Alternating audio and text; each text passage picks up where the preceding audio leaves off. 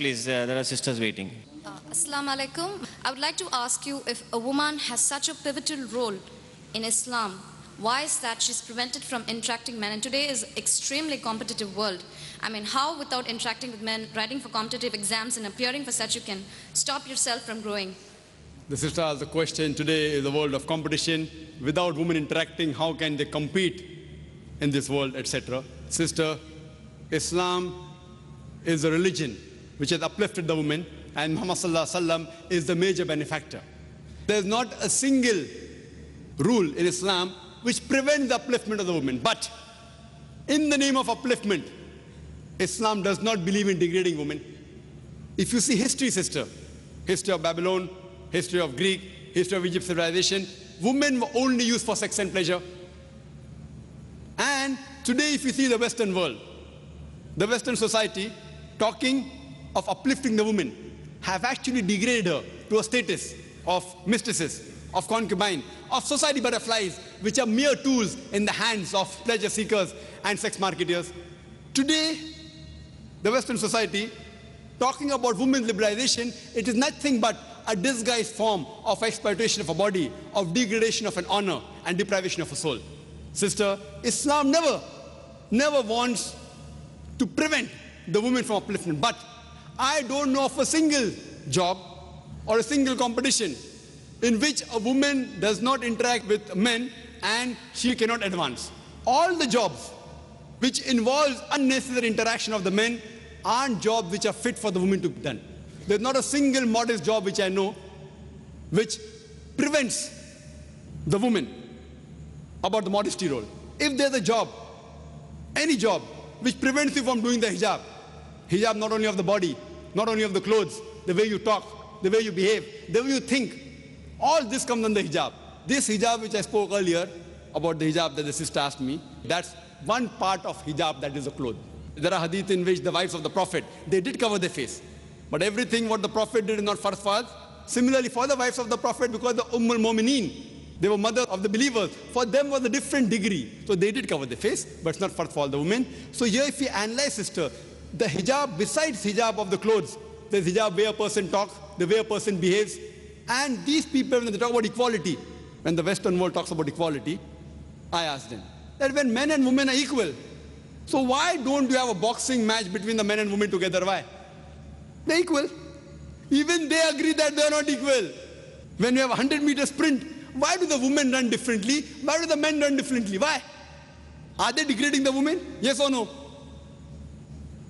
So you realize that these people, they have their own way of thinking. Allah subhanahu wa ta'ala has made the man and woman different. Physiologically they're different, biologically they're different, psychologically they're different. Depending upon their roles what they have been given, Allah subhanahu wa ta'ala has given the do's and don'ts for these people. Not that a man and woman cannot interact. Unnecessary interaction is to be avoided. And believe me, sister, a woman can take part. We have examples, and if you hear my talk on women's rights in Islam, sister, there are various examples. Now, in the Western world, when they sit for examination, men and women sit together. So there they consider them equal. But when they run a 100 meters dash or have a boxing match, they don't consider them equal. When the Western world can differentiate that here they can take part together, here they cannot take part, why can't our Creator Allah subhanahu wa ta'ala, who knows the best? So unnecessary interaction, sister, I call it the khutwatu shaitan. Allah says in the Quran, in Surah Baqarah, chapter number 2, verse number 168, Allah says, Ya ayyuhallazina amanu, oh you believe, do not follow the footsteps of the devil. See, most of the places Allah says, do not follow the footsteps of the devil. Do not follow the devil is right. That's only a couple of times. Majority of the time Allah says, do not follow the footsteps of the devil. And I give an example, sister. One example of footsteps of the devil is that suppose there is an average Muslim.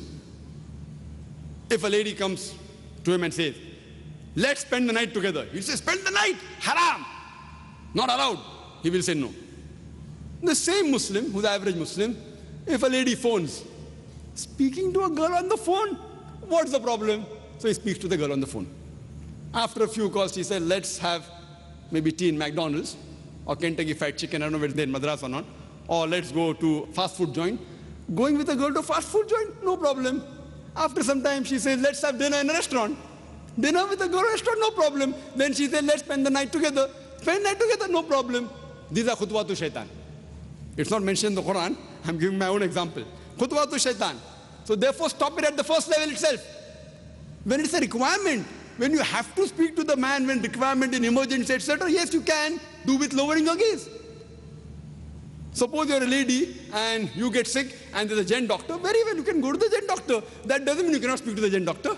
When required, but with lowering your gaze, with modesty, but unnecessary gossiping what they have in colleges. In colleges, they gossip, very common, not only in the Western world. In Western world, according to the statistics of USA, more than 90% of the women, before they pass school, they have lost their virginity. Do you know that? Same in UK. Even in Bombay, I was shocked. More than 50% of the girls, before they pass their school, they lose their virginity. I was shocked. Why? Common having girlfriend, boyfriend, you go, it's common. If you don't have a girlfriend, then you're considered to be abnormal. So the thing is, sister, these are khutwatu shaitan, and we want to uplift the women. And these people, in the name of trying to uplift the women, art and culture, no problem. They want to sell their daughters and their mothers on the screen. And someone told me, one of the ads which won an award, the BMW ad, somebody told me, the BMW ad, it's a car which is very famous. For the youngsters, like how Mercedes, Merc, is a very famous car. For the youngsters, it's a BMW. There's a very famous ad, someone told me, there's a girl standing on a bikini in front of the car, and it says, test drive her now. Who? The girl of the car. What are they doing? They're selling our daughters. They are selling their sisters. We Muslims, we don't want that. In the name of upliftment, we don't want to sell our daughters, don't want to sell our sisters. We respect them, we love them, and we revere them. This is the reason, sister, this does not degrade the woman, it uplifts the woman. Hope that answers the question.